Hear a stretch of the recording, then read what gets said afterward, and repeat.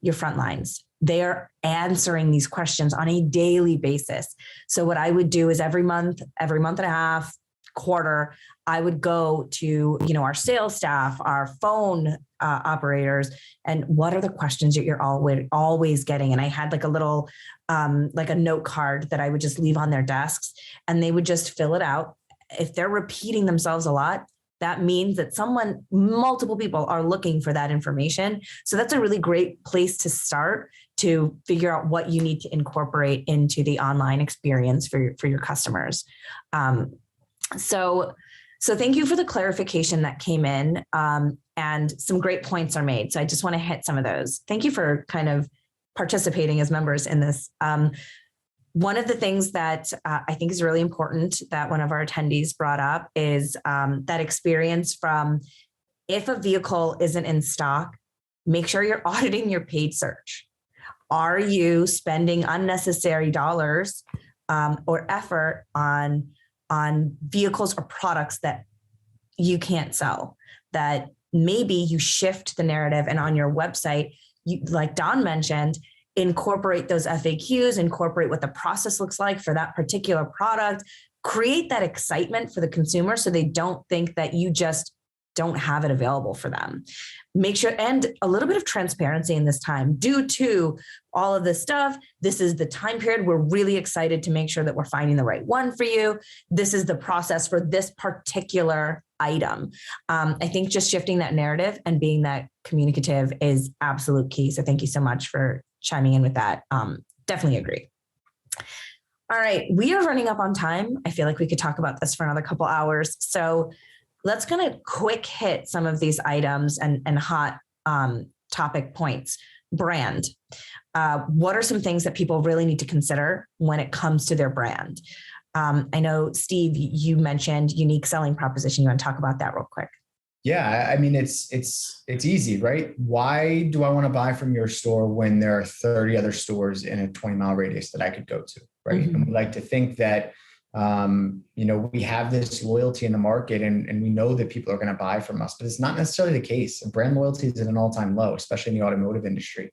So what can I put out there? What is my offering as a store that is going to give the customer something? What's in it for me as the customer to come to your store? We have a lot of dealers that say, hey, we're going to get you in and out of the showroom in under an hour. Finance, everything. You make an appointment. The whole goal is 60 minutes. If we can't get you out in 60 minutes, we'll buy you lunch or whatever it is, right? It doesn't matter. I have a dealer that it's a luxury dealer. So they do dent and ding protection for 1 year, up to $500 or whatever the number is.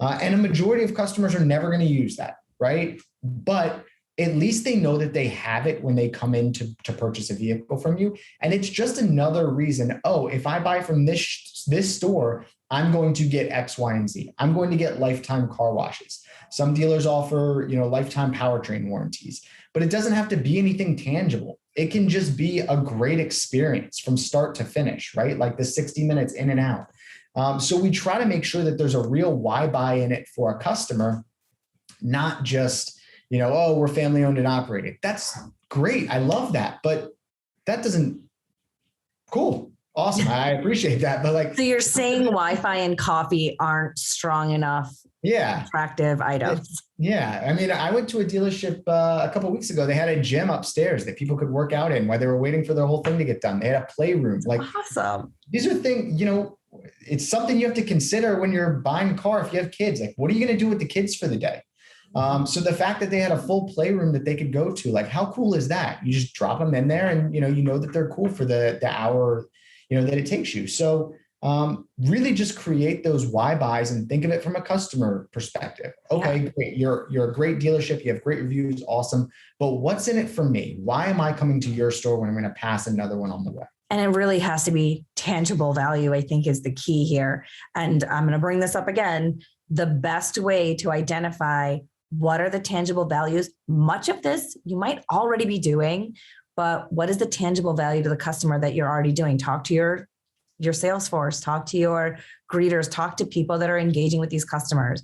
What are the things that they're looking for? What are the things that they love that we already do? And you pretty much have the majority of the work to outline what your value proposition should be. Your unique selling proposition of why you versus somebody else. One of the other things, Subi, that I see, just to kind of talk to Steve's point about branding, is a lot of times when we even know like what separates us, we don't market it. You know, do you have sales staff that speak multiple language? You should share that. You should market that, advertise that. People want to know. It's one of those things that, you know, we can market. You know, we have someone that speaks, Hindi, someone that speaks Arabic. We have someone that speaks Italian, French, Chinese, whatever that language is. You want to be able to cater to that audience and not just expect the people to come. You have to go out and reach them to let them know that they could come in and that, you know, you're able to service them and cater to them. And I feel like that's great. And at the end of the day, I feel like we all know there's stores that you thoroughly enjoy shopping at, and there's stores that are like necessary evils. You want to do your best to make your store an enjoyable store to shop at, to be excited that you got to wait, 20, 30 minutes and you're going to have a good experience because, they have gourmet coffee and you can get your work done while you wait to get your vehicle serviced, and no one's going to bother you. Like, that's just nice to know like what you're getting into. So, being able to market those unique selling proposals, just something I feel like a lot of people are missing the boat on.